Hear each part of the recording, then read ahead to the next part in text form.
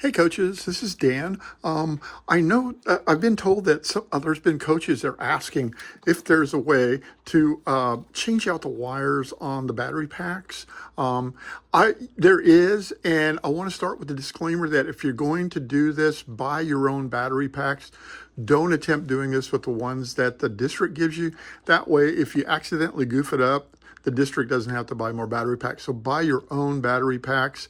That way you don't have to worry about accidentally goofing up one of the district battery packs. Because when I learned, I goofed up two battery packs before I realized what I was doing. And now that I'm very, very proficient at it, I want to pass the information on to y'all so that you can do it and help your kids out. So to do this, you're going to need your battery packs, and I just always did these for. I just made 4 of them or 6 of them, and that way I had them for my teams year after year after year. They work great. So what are we going to replace this with? Well, a lot of people think that the larger the wire I get, the more energy I'm going to get to that motor, and to a point that's correct. If I were you, I would not go any thicker than 18 gauge wire. You get down to 16, 14, and 12, it's just overkill, and you're not going to get any more power through there. 20 gauge pulls enough power through there with no problems where you're going to get that increased power. 18 gauge is about the limit. Because of the thickness of the wire, and I'll get into that in just a little bit. The wire that I like to use is called Firmery. I get this from Amazon, and it's a flexible silicone wire. And the cool thing is you get 6 rolls of this, and I just happened to look this up on Amazon this morning. It's Thanksgiving Day when I'm taping this, and they have their Black Friday sale going, and they had 6 rolls, each roll containing 10 feet, for $11. And I think that's a really, really good deal because this stuff will last you forever. You can get it in 25-foot rolls where, that's going to give you quite a bit, and that probably lasts you the next century. Or if you wanted to have some coaches go together and buy it, the 25-foot rolls are around $23. I like the silicone just because it's nice and flexible. And the great thing about the silicone insulators is once I solder this, it maintains its flexibility. You're going to find if you try soldering regular wire, once you solder it, the wire around it for about an inch is going to be really, really rigid. It's going to be really, really hard to move. And that's where you have problems with kids accidentally snapping the wires off. So I really, really like using the silicone wire. I've been using this for years, and it works really, really great. If you want to order it on Amazon, it's the company that I get it from on Amazon. It's called Firmery. And just look up flexible silicone wire, 18 gauge, and it's going to bring up the Firmery. There are other brands, and they work just as well. As long as the silicone, just find which one has the best price for 10-foot rolls or 25-foot rolls or whatever you want, and go ahead and order it, and you'll be set for years and years and years. Okay, so we've got that. What else are we going to be needing? Well, today we're going to be needing a pair of little needle nose pliers. I got those right here. I'm going to be needing a pair of wire cutters, and I got those right there. And I'm going to be needing some solder, and I like this solder. I get this from Alltech Computers. It's on 1604. If you take the Bandera exit, stay on 1604 going towards UTSA, you're going to see it on the right-hand side. And they have a soldering area, and you can get this the solder from them. It works very, very well. This is like a 22 gauge flex solder, and I've used this for years, and it works really, really well. If you want to get your battery packs from there as well, Alltech does carry the little battery packs with the on-off switch, or you can pick these up at Amazon. The other thing that I use is a Dremel with a little cutter blade on it, and we're just going to use this for about 10 seconds, but I'm going to show you a little bit later on how this is going to be helping you out. Okay, the last thing you're going to need is a little flathead screwdriver. And I got my little flathead screwdriver right here. It's probably one of the most important parts that you're going to need. So let's get started on this. We're going to go ahead and pop the cover off. And the first thing that you're going to notice, I'm going to zoom this in a little bit. First thing you notice is there's a cover right here. We've got to get that cover off. I don't want to get too go too crazy with it because you can snap this cover off. The easiest thing to do is take the blade, come up underneath the cover, kind of pull it up on one side just a little bit, then work to the other side, pull it up a little bit. You'll see them kind of start to pop up a little. If you try really muscling it and trying to pop it off from one side, you will snap this in half, but working it back and forth, it'll pop straight out just like that with no problems. And you can see that there's two little holes right here, boom, boom, and they go into the two little dimples that are in the inside of the battery pack itself. Thing I always remember is I've got an innie and an outie. I call them the innie and the outie because the innie is the one that's in the middle. The outie is the outside one. As I have the battery pack with the wires facing away from me, the outie is going to go to the outside on the right, and that way you'll slip it right back in when it comes time to do that. Okay, so we have the cover off. The next thing we want to do is take the two little leads off here. So if you'll see there's two little tabs there, I'm going to grab the little tab with my needle nose pliers and pull it straight out. There's the first one right there, and I just got that one out with no problems. And then I'm going to go ahead and grab the second one. I'm going to zoom in here just a little bit, and I'm going to go ahead and grab that second tab and gently tug it out. And there we have it out. Okay, so we have the two tabs out. And the easiest thing to do is just go ahead and take a pair of little wire cutters. You can snip this off right at the little tip there. Just go ahead and snip that off. You don't have to worry about it. And that gives you a little bit of solder to work with right there, where you don't have to worry about putting too much solder on your iron. So what I do next is I want to take my wire, and I have not stripped my wires this morning. What I'm going to do is look around real quick. Be right back.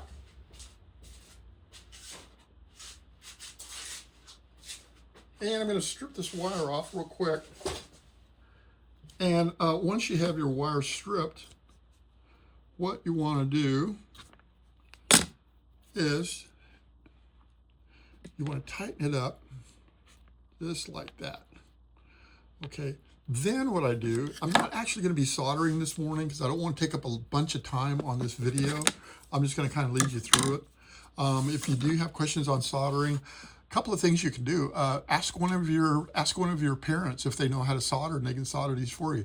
Or if worse comes to worse, get a hold of the district. They know how to get a hold of me, and I can show you how to do it. But I usually just take my soldering iron and I put a little tip of solder right there, right on the end.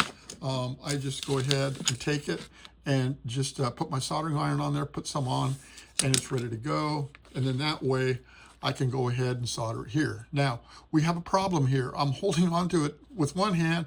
I'm holding on to the other hand. I do not have a third hand to solder with. So I'm going to show you a really cool little toy. I'm really great on toys. I bought this little toy at Harbor Freight on Loop 410, and it's called Extra Hands, and my Extra Hands is right here. And this, believe it or not, was only $5.98. It was really cool. It's $5.98. Has a little magnifying glass because I'm old, and has these nifty little hands here. And so what I can do is I can actually take these little hands and open them up. They're little alligator clips, and I can hold this tab in place just like that. So now I'm holding that tab right in place. Going to zoom in on it, holding that tab in place. And if I were to clip that wire off, I'm going to go ahead and clip it off just so you see what I'm doing. I'm going to go ahead and clip the wire off here. Okay, so now I have that. I'm going to zoom in a little bit more if I can and bring it over. Okay, there we are. And that way, that allows me to take the solder tipped piece that I have here, just hold it up there, and then just take my soldering iron and just touch it, and that's going to hold it together right there just beautifully. It's not going to go anywhere. It doesn't take much at all. So the helping hands really helps me as far as holding on to this and not burning myself, because this will get really, really hot. So you want to be careful of that. Okay, we're going to go ahead and zoom back out for a second. And we're going to put that one off to the side. Then we're going to take our second one, and we're going to do the same thing. If you look at it, let me zoom back in here. I love my little zoom feature. What you'll see is I have the wire. So I have the wire right here, and you have to notice one thing. I don't know if you're able to see it or not, but I have a little tab on one side. Then there's a second tab right here, the middle tab. That's the one I want to solder to.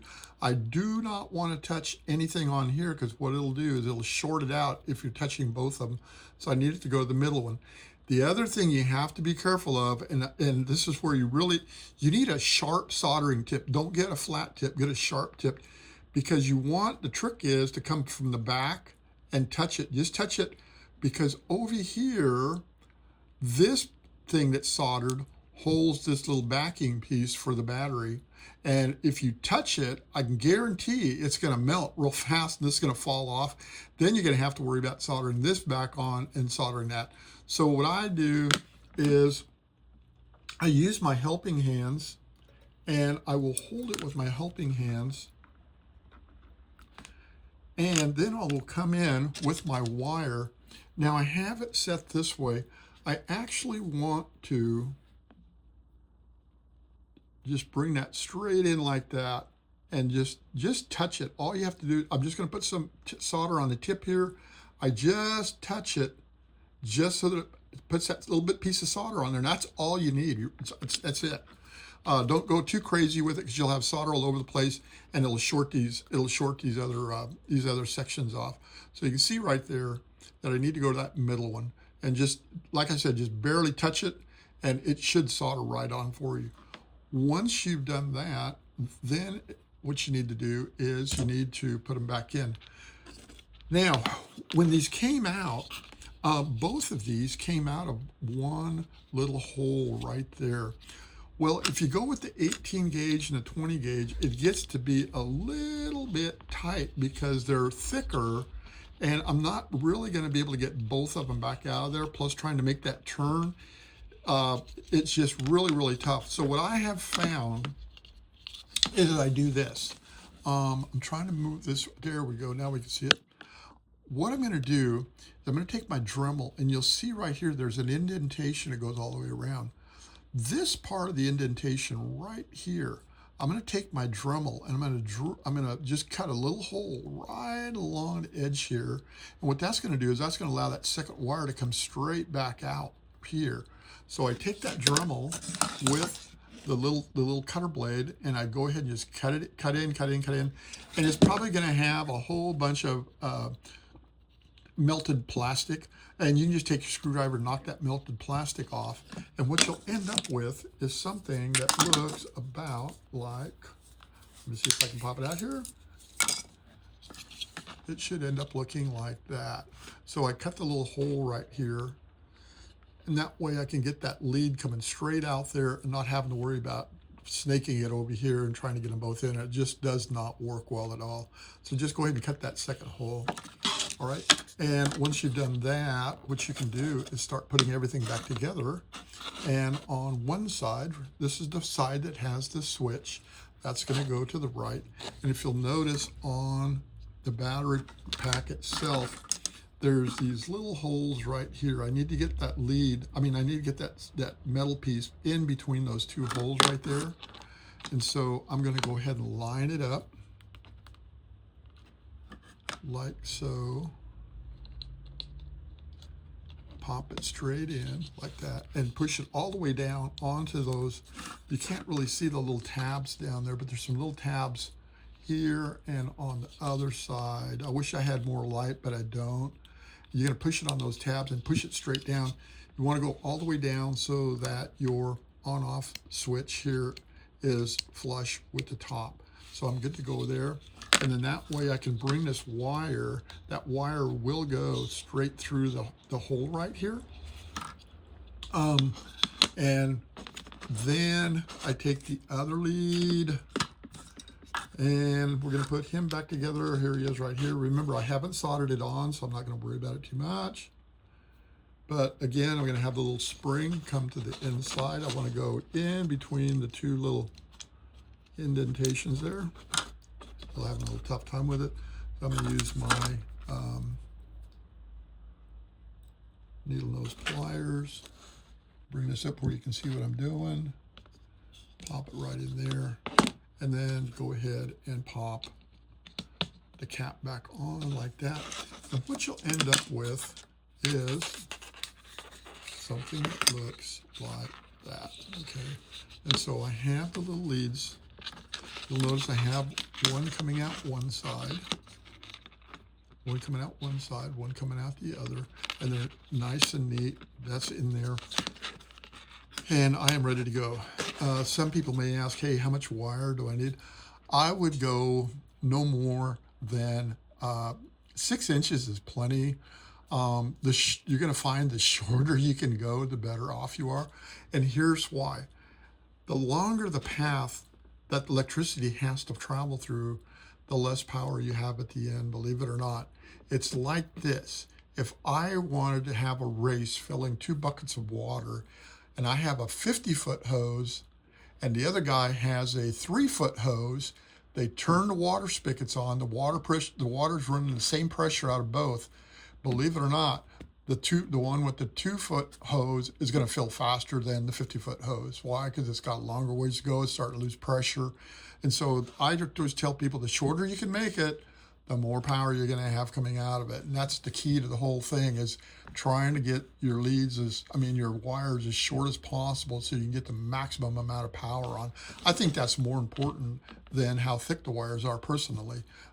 We always ran ours really, really short. So we were able to, I had my own, we had our own panels that we bought from Pittsco. So we were able to decrease the length of the wires on those as well. There's lots of things you can do, but don't get too crazy with it. But that's basically it on how to put the leads on with thicker wires. Remember, you want to go with 18 or 20. Don't go any thicker than that. It's just redundant. And I hope you've learned a little bit from this. If you do have any questions, get a hold of the district. They know how to get a hold of me, and I can address any questions that you have. And we'll see you on race days. Good luck.